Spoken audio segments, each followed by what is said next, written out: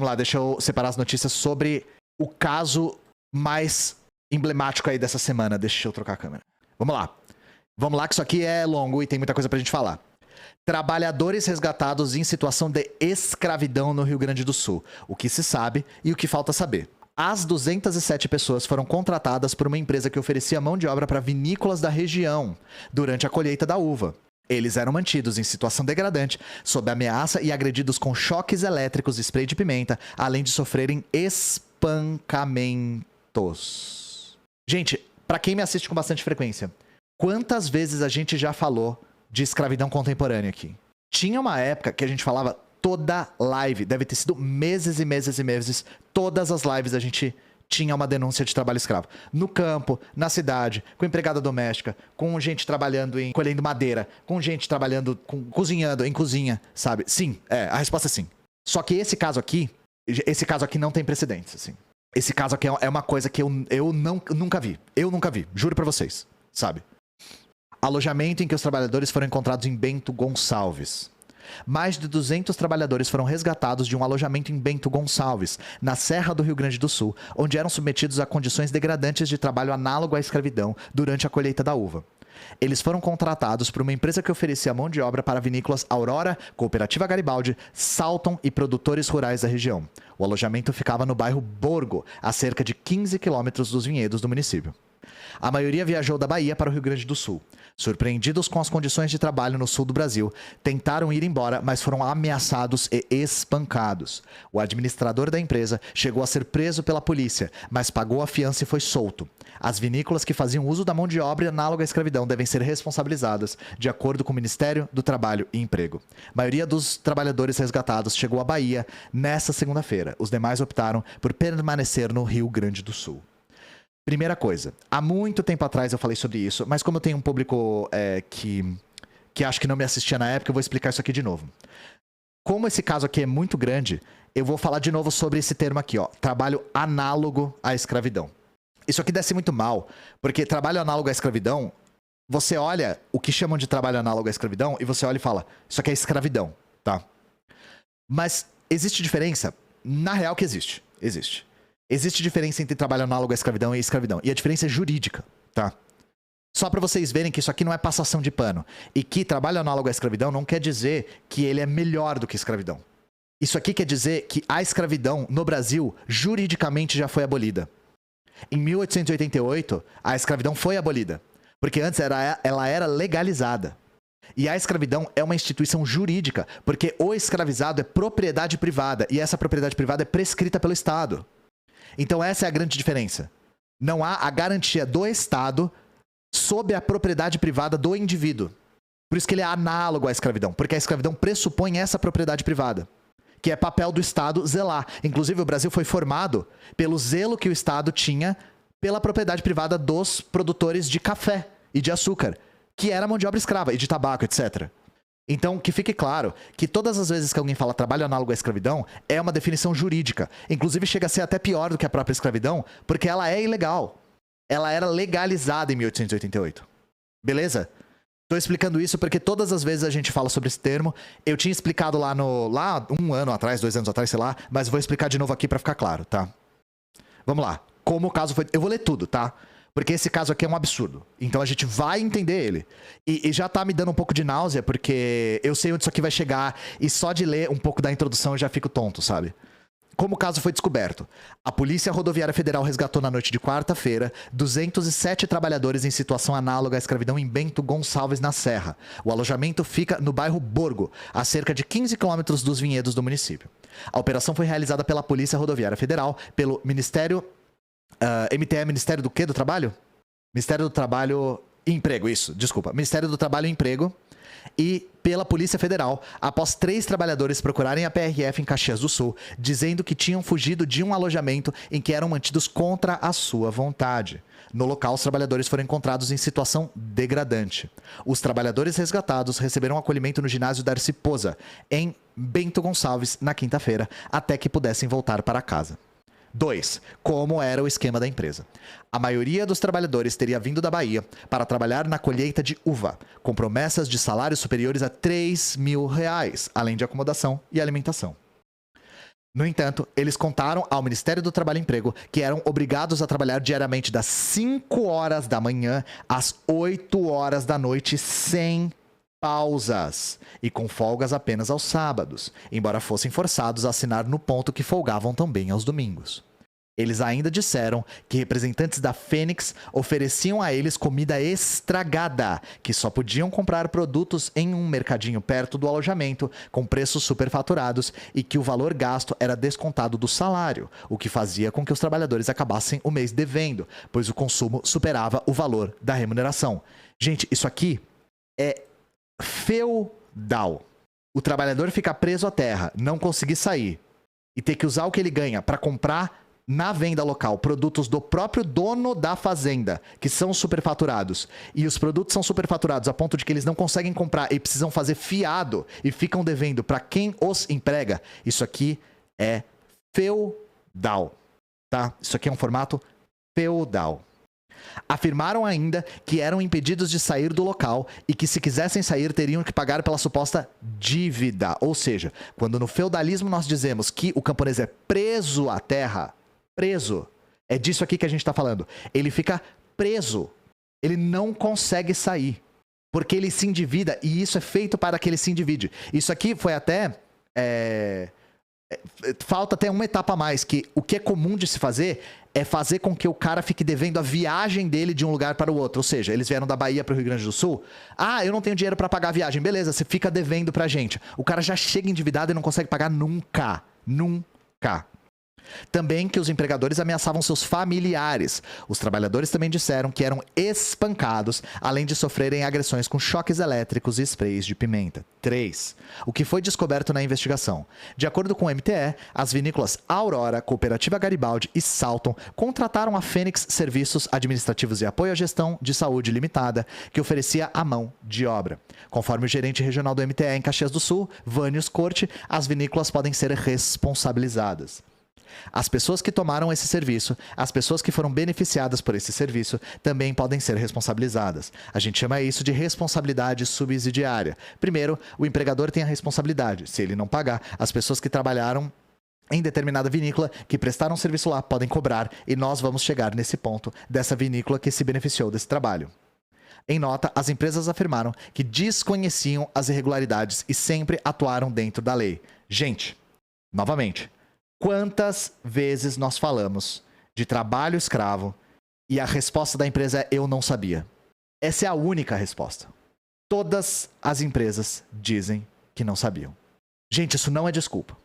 Isso não é desculpa. Não se solidarizem com empresa privada que usa trabalho análogo à escravidão e diz que não sabia. É responsabilidade dela procurar saber. Tá bom?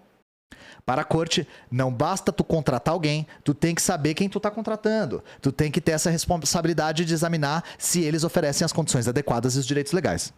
Alguém foi preso? O responsável pelo alojamento era a empresa Fênix Serviços Administrativos e Apoio à Gestão de Saúde Limitada, administrada por Pedro Augusto de Oliveira Santana, de 45 anos. Natural de Valente, Bahia, ele chegou a ser preso, mas vai responder pelo crime em liberdade porque pagou fiança no valor de 40 mil. Ou seja, gente, eu quero que vocês pensem no seguinte. Frequentemente nós vimos a punição para a escravidão ser indenização ou multa. O cara foi preso, pagou fiança e tá de boa. Gente, da onde vem o dinheiro da fiança dele? Esse cara tinha 40 mil, né, pra pagar. Da onde vem os 40 mil dele? Ora, vem da Fênix Serviços Administrativos e Apoio à Gestão de Saúde Limitada. Quem que trabalhava na Fênix Serviços Administrativos e Apoio à Gestão de Saúde Limitada? Eram pessoas escravizadas. Ou seja, da onde vinha a renda do senhor Pedro Augusto de Oliveira Santana?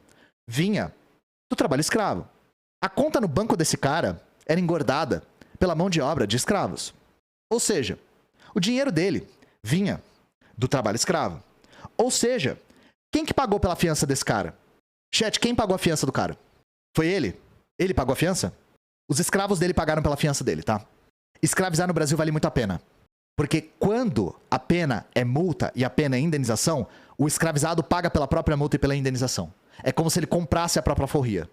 Se escravidão não dá cadeia, se escravidão não dá expropriação, que é o que deveria, essa terra deveria ser expropriada. Se ela é fiança, se ela é multa, quem paga é quem foi escravizado. A pessoa é punida 2 vezes. Em nota, o advogado Rafael Dornelles da Silva informou que a empregadora Fênix Serviço Administrativo e Apoio à Gestão Saúde LTDA e seus administradores esclarecem que os graves fatos relatados pela fiscalização do trabalho serão esclarecidos em tempo oportuno no decorrer do processo judicial. Foram pegos, não tem o que fazer, sabe? Sobre Santana, o MTE diz que ele atua em Bento Gonçalves há cerca de 10 anos, sempre contratando pessoas, inclusive de outros estados, para trabalhos nas colheitas, em aviários de carga e descarga. Os serviços eram oferecidos para vinícolas e produtores rurais, tudo com nota fiscal. Isso aqui é importante. A Fênix não havia sido fiscalizada pelo MPT, pelo Ministério Público do Trabalho, até a operação de resgate dos trabalhadores. Isso aqui vai ser importante para a gente falar de uma notícia depois. Para onde os trabalhadores foram levados? Com idades entre 18 e 27, os 207 trabalhadores resgatados, 194 saíram de ônibus do Rio Grande do Sul com destino à Bahia. A previsão de chegada é para amanhã dessa segunda-feira. Quem vai pagar os direitos? Um acordo entre a empresa e os trabalhadores foi fechado, com mediação do MPT ainda na noite de sexta. Cada um deles recebeu R$500 para fazer a viagem. O valor total de indenização deve ser pago até essa terça por depósito bancário. Qual que é o valor da indenização? Não sei. Segundo o MPT, está estabelecido um termo de ajustamento de conduta em que a empresa deverá apresentar a comprovação dos pagamentos sob pena de ajuizamento da ação civil pública por danos morais coletivos, além da multa correspondente ao 30% do valor devido. Até o momento, estima-se que o cálculo total de verbas rescisórias ultrapasse 1 milhão. Gente, se essa empresa tem 1 milhão para pagar, por que ela tem 1 milhão? Da onde veio esse 1 milhão da empresa? Vocês já entenderam onde eu quero chegar? Isso aqui sequer é uma punição. Isso aqui é só os trabalhadores recebendo o que é deles de direito. Não é uma punição. O que diz a empresa? Não vou ler as notas das empresas. Óbvio que as empresas vão falar, a gente não sabia, a gente repudia, blá blá blá, não interessa isso, tá? Só que, gente, mas se vocês acabaram de comer, eu não recomendo vocês ouvirem o que eu vou ler agora, tá? Porque nós temos aqui uma nota de posicionamento da SIC. O que é a SIC? A SIC é o Centro de Indústria, Comércio e Serviços de Bento Gonçalves. É a entidade que representa essas vinícolas, tá? Novamente, eu vou ler tudo. Se você acabou de comer, não escuta, tá? Não escuta. 25 de fevereiro. Na condição de entidade fomentadora e defensora do desenvolvimento sustentável, ético e responsável dos negócios e empreendimentos econômicos, o Centro da Indústria, Comércio e Serviços de Bento Gonçalves vem acompanhando com atenção o andamento das investigações acerca de denúncias de práticas análogas à escravidão no município. É necessário que as autoridades competentes cumpram seu papel fiscalizador e punitivo para com os responsáveis por tais práticas inaceitáveis. Da mesma forma, é fundamental resguardar a idoneidade do setor vinícola, importantíssima força econômica de toda a microrregião. É de entendimento comum que as vinícolas envolvidas no caso desconheciam as práticas da empresa prestadora do serviço sob investigação e jamais seriam coniventes com tal situação. Parênteses. Não importa se elas não sabiam, isso era responsabilidade delas. São, todas elas, sabidamente, empresas com fundamental participação na comunidade e reconhecidas pela preocupação com o bem-estar dos seus colaboradores e cooperativados, por oferecerem muitas boas condições de trabalho, inclusive igualmente estendidas a seus funcionários terceirizados. A elas, o SIC-BG reforça seu apoio e coloca-se à disposição para contribuir com a busca por soluções de melhoria na contratação do trabalho temporário terceirizado. Situações como essa, infelizmente, estão também relacionadas a um problema que há muito tempo vem sendo enfatizado e trabalhado pelo SIC-BG e Poder Público Local. 2 pontos. A falta de mão de obra e a necessidade de investir em projetos e iniciativas que permitam minimizar esse grande problema. Há uma larga parcela da população com plenas condições produtivas e que, mesmo assim, encontra-se inativa, sobrevivendo através de um sistema assistencialista que nada tem de salutar para a sociedade. É tempo de trabalhar em projetos e iniciativas que permitam suprir de forma adequada a carência de mão de obra, oferecendo às empresas de toda a microrregião condições de pleno desenvolvimento dentro de seus já conceituados modelos de trabalho ético, responsável e sustentável. Chat, eu quero a ajuda de vocês agora. Eu quero que vocês me ajudem a compreender o que a gente acabou de ler. Porque o que eu compreendi é: só houve escravidão porque a falta de mão de obra, e a falta de mão de obra é porque a pessoa não quer trabalhar por causa de Bolsa Família. Então, eles foram obrigados a usufruir de escravidão porque tem gente aí que não quer trabalhar porque ganha Bolsa Família. Vocês entendem por que eu falei para vocês não ouvirem isso depois de comer?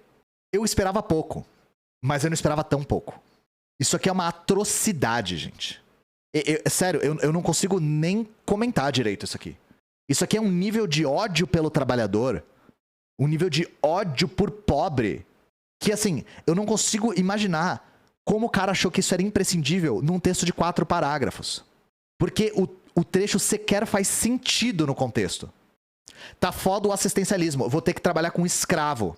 Eu vou ter que chicotear o cara pra ele trabalhar. Porque o cara fica só com Bolsa Família e não quer trabalhar. Falta mão de obra, então a gente vai escravizar a mão de obra. E, gente, quando essas empresas falam que falta mão de obra, num país que tem o desemprego que o Brasil tem, elas só estão dizendo assim: nós não queremos pagar mais do que o salário de fome que a gente está oferecendo. Ninguém quer aceitar nosso salário de fome. E não fosse o Bolsa Família, aceitariam o nosso salário de fome, porque as pessoas não teriam alternativa. É isso que eles estão falando, tá? Nós queríamos que não houvesse alternativa a não ser as pessoas trabalharem por um salário de fome nessa empresa. É isso, tá? Tô explicando pra vocês o que tá escrito aqui. E, gente, só mais uma coisa aqui pra adicionar mais notas na enologia da escravidão. Essa notícia aqui é antiga, mas ela é pertinente. Luciana Salton, da empresa Salton. Sobrenome não garante emprego, disse Luciana Salton, da empresa Salton. A diretora executiva da vinícola Salton, que leva o nome Salton da sua família, Salton, no caso, fala da sua atuação e do grande impacto da quarentena no mercado de vinhos. Sou da quarta geração da vinícola gaúcha Salton e a primeira mulher no cargo de direção. Sobrenome não garante emprego. E essa é uma das vinícolas envolvidas, tá? Não vou ler, porque odeio entrevista com esse tipo de gente. É chato pra caralho. Só queria mostrar aqui que não, sobrenome não garante emprego. Disse a pessoa com o sobrenome que é o nome da empresa. Girl Power, exatamente. Vamos lá, mais. Eu falei que tinha coisa. Trabalho escravo em Bento. Abre aspas. Eles esperavam que eu ficasse vigiando e entregasse nomes. Relato de um jovem cozinheiro que sonhou em trabalhar na Vindima, acabou empregado como carrasco da empresa acusada de trabalho análogo à escravidão. O desejo de conhecer de perto a cultura da uva, os vinhedos e a gastronomia local levou o cozinheiro Vitor Hugo Abreu, então com 25 anos, à cidade de Bento Gonçalves em 2021. Cheio de disposição e sonhando em aprender um pouco da cultura da Serra Gaúcha, chegou na cidade, alugou uma pequena cabana e logo conseguiu um emprego numa padaria. Seu desejo, no entanto, era trabalhar na Vindima. Vontade que acalentava desde 2019. O serviço na padaria durou pouco. Em busca do objetivo principal da viagem, Vitor foi bater na porta da vinícola Aurora. A unidade chamada de Matriz, localizada na rua Olavo Bilac 500. Ao melhor estilo na cara e na coragem, se apresentou no setor da expedição e disse que queria uma oportunidade. Quem o recebeu foi logo afirmando que sim, que havia muito trabalho a ser feito. Tempos depois, o jovem cozinheiro entenderia que ali já estava sendo recebido pela equipe da empresa Oliveira e Santana, terceirizada que fornecia mão de obra para vinícolas e produtoras rurais na época da colheita da uva, cujo dono Pedro Augusto de Oliveira Santana, a gente acabou de falar dele, foi preso nessa quinta-feira, acusado de comandar um esquema de trabalho análogo à escravidão, mas foi liberado após a fiança de R$40 mil que foram os escravizados que pagaram. Tal esquema, todavia, Vitor só viria a perceber mais adiante. Ali, naquele momento, ficou feliz com a receptividade. Eu queria ter esse contato direto com a produção. Fui meio deslumbrado, sou cozinheiro acostumado a trabalhar 12, 14, 16 horas por dia. Entendo de direitos trabalhistas, mas não consigo aplicar eles muito bem sobre mim. Vitor, eu só vou corrigir. Não é que você não consegue aplicar, é que você não tem poder de barganha para aplicar. É isso aqui que a gente salienta quando a gente fala sobre pleno emprego, gente. Por mais que nós conheçamos os nossos direitos trabalhistas, nós não temos poder de diálogo. A nossa relação com os empregadores não é isonômica. Existe um desequilíbrio de poder aí. Então, se vocês já ouviram o Igão do Podpah falando sobre quando ele trabalhava no McDonald's, ele dá um puto exemplo disso. Ele conhecia de cabo a rabo os direitos dele. E ele foi demitido por cobrar os direitos dele. Por quê? Porque ele não tinha poder de barganha. Era isso, gente. A gana de trabalhar fez com que não desse muita importância quando lhe avisaram que a jornada seria das 5 às 10 da noite, de segunda a sexta, além da promessa de remuneração 4 mil por cerca de 70 dias de serviço. Mano do céu. O trabalho seria atuar na unidade da Aurora situada no Vale dos Vinhedos, descarregando o caminhão e abarrotado de uva. Hoje, vendo em perspectiva, Vitor diz que o trabalho braçal até podia ser suportável. O problema mesmo era quando o clima de intimidação constante, regado de muito desrespeito. Ao contrário dos trabalhadores trazidos da Bahia no esquema descoberto essa semana, Vitor é do interior de São Paulo, da cidade de Assis, um homem branco e com estudo. As características diferentes lhe proporcionaram obter o emprego de cargo de líder, com a função de comandar um grupo inicial de cerca de 16 pessoas e que logo passou para 30. Abre aspas. Acho que eles ficaram até com o pé atrás por eu ser o único branco, por ter alguns idiomas no meu currículo, curso técnico e graduação, fecha aspas. Acredito cozinheiro, analisando o motivo pelo qual ganhou o cargo de confiança, que ainda receberia 400 por hora extra. Na prática, a função de líder era ser um carrasco, como define Vitor. Abre aspas. O que eles esperavam de mim era que eu não trabalhasse, que ficasse parado vigiando e entregando nomes. Nos primeiros dias de trabalho, o cozinheiro, alçado à posição de dedo duro, começou a perceber trabalhadores cansados, estressados, alguns de ressaca para uma noite de bebedeira. Sem saber ao certo como agir, decidiu pedir orientação para outros líderes. Abre aspas. Você entrega um nome para essas pessoas que dá um jeito. Foi a resposta que ouviu. Essa pessoa, no caso, era um homem com uma arma na cintura, vestindo uma camiseta com o rosto do ex-presidente Jair Bolsonaro. Isso é exatamente o que eu não vou fazer, pensou Vitor. Sem disposição para dedurar trabalhadores que pudessem estar fazendo corpo mole, ele optou por tentar conversar e entender o que estava acontecendo. Abre aspas. No começo eu fiquei perdidão, em choque com a situação de como eles estavam cansados e chateados. A galera pedindo para usar o meu celular para falar com a família, sabe? A falta de disposição para uma função lhe rendeu um tapa no rosto, desferido por um trabalhador que Vitor acreditou ter um interesse em ser líder e o acusou de puxar saco de quem queria vigiar. Perplexo, voltou a perguntar para outros líderes o que deveria fazer caso fosse agredido. A resposta surgiu no mesmo tom, indicar o agressor para que ele fosse levado para o canto. O canto, entre aspas, né? Conforme os dias iam passando, Vitor percebia mais situações degradantes. Soube que os trabalhadores baianos eram ameaçados de punição se faltassem a um único dia de trabalho. Teriam que pagar R$ 1.600 pela despesa da viagem desde a Bahia. Novamente, escravidão por dívida aqui. A ameaça fez com que um trabalhador com crise de asma se recusasse a ser levado ao hospital mesmo passando mal. Os trabalhadores também eram obrigados a comprar alimentos sempre no mesmo mercadinho, pagando preços abusivos e juros altos quando não tinham dinheiro e ainda sofriam descontos do salário pela moradia, algo não dito no momento da contratação. No alojamento, não raros conflitos eram resolvidos com o uso indiscriminado de spray de pimenta lançado por vigias. O desconforto de Vitor no ambiente do trabalho acabou chamando a atenção de outros funcionários, também terceirizados. Eles o estimularam a trabalhar diretamente com a Aurora, ganharia mais e trabalharia menos, e não precisaria se submeter às violências empregadas pela Oliveira e Santana. Abre aspas. Numa situação, eles viraram pra mim e falaram: mano, você é uma pessoa de grande intenção, mas numa outra situação, um cara parecido com você, a gente tá procurando ele até hoje. Tô te dando um toque pra você tomar cuidado, fecha aspas, recorda o cozinheiro. Os alertas prosseguiram, o clima foi se tornando insustentável e Vitor decidiu desistir do emprego. Em cerca de 20 dias, o sonho de se aproximar da vindima da Serra Gaúcha havia se tornado um pesadelo. A rotina de coação e ameaças, aliada à jornada de 5 às 10 da noite, ficou insuportável. 5 da manhã, tá, gente? Só pra ficar claro aqui. Como havia apenas uma van pra fazer o traslado entre a Aurora e o alojamento, em muitos dias de trabalho até terminava 6 ou 7 da noite, mas o retorno pra descansar só ocorria às 10 ou às 11 da noite. Vitor acredita que os funcionários da Aurora tinham conhecimento da situação. Eles sabiam que a gente trabalhava lá o dia inteiro. Tinha uma técnica do trabalho que eu conversava muito com ela, porque dava pra ver que a função dela era estar disposta, mas não exatamente com o ouvido aberto, não exatamente com olhos abertos. Ó, aqui, ó. O cara tá falando que eles sabiam sim, tá? Porque eles viam o tanto que as pessoas trabalhavam. Isso aqui não tem desculpa. Após a ação que resgatou os trabalhadores, a vinícola se manifestou refutando ter conhecimento sobre a situação. Abre aspas, em respeito aos seus associados, colaboradores, clientes, imprensa e parceira, Vinícola Aurora vem a público reforçar que não compactua, blá blá blá, tá? Enfim, gente, eu só queria entrar nos meandros aqui, pra vocês verem o nível, tá? E aqui nós temos a cereja do bolo, tá, gente? Essa aqui também, se você acabou de comer, desculpa. Vereador é criticado após dizer em tribuna que baianos só vivem na praia tocando tambor. Sandro Fantinel causou revolta com discurso preconceituoso ao comentar caso de trabalhadores resgatados em condições escravas. Vamos ver o vídeo? Agora o patrão vai ter que pagar a empregada para fazer limpeza todo dia para os bonitos também? É isso que tem que acontecer? Temos que botar eles no hotel 5 estrelas para não ter problema com o Ministério do Trabalho?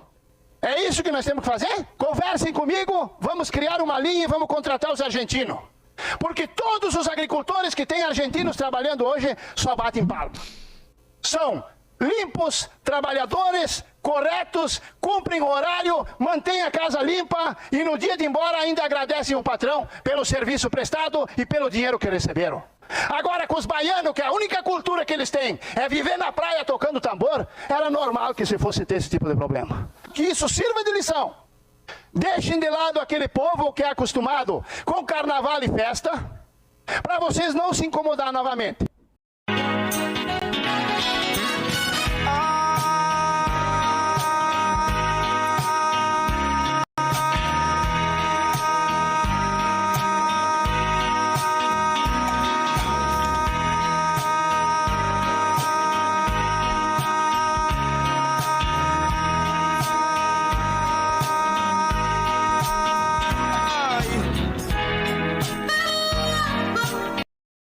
Vamos lá, gente. Vamos só completar esse tópico aqui. Eu queria trazer isso aqui pra vocês. Essa notícia é de 2020. Mas ela é importante. Orçamento despenca com Bolsonaro e falta dinheiro para fiscalização de trabalho em Minas Gerais. Eu sei que é em Minas Gerais, não é no Sul. Mas isso aqui é só uma notícia pra introduzir a próxima, né? Mesmo sucateada, a fiscalização flagra cerca de 250 empregadores escravistas no Brasil por ano. Empregadores, tá? Ou seja, escravistas, escravagistas, tá?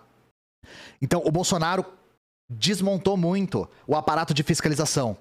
E também com a reforma trabalhista que facilitou a terceirização, o trabalho escravo comeu solto no Brasil.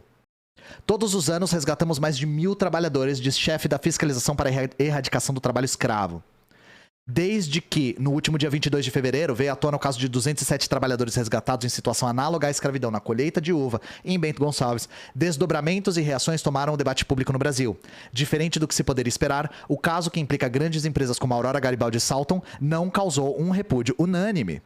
Se essa operação de resgate, bem como uma outra que, no mesmo mês, tirou de condições similares 139 pessoas de uma plantação de cana-de-açúcar em Acreúna, explicitam o escravismo brasileiro do século XXI, falas racistas como do vereador que eu acabei de mostrar, Sandro Fantinel, revelam a falta de pudor de alguns em defendê-los. Esses caras têm rancor da Lei Áurea, gente. É nesse contexto que o auditor fiscal do trabalho, Maurício Krepski, ressalta a necessidade de aumento de pessoal na fiscalização para a erradicação do trabalho escravo. Abre aspas, não conseguimos combater o trabalho escravo sentados no escritório com ar-condicionado. É necessário que tenhamos auditores fiscais do trabalho em campo para poder verificar in loco as situações. Enfim, tem uma entrevista com ele aqui, eu não vou ler tudo, mas novamente eu sempre deixo as referências aqui nos comentários.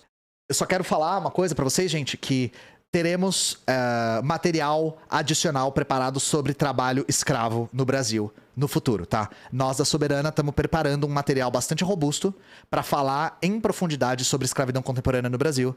Então, esse mês ainda a gente já vai divulgar, tá bom?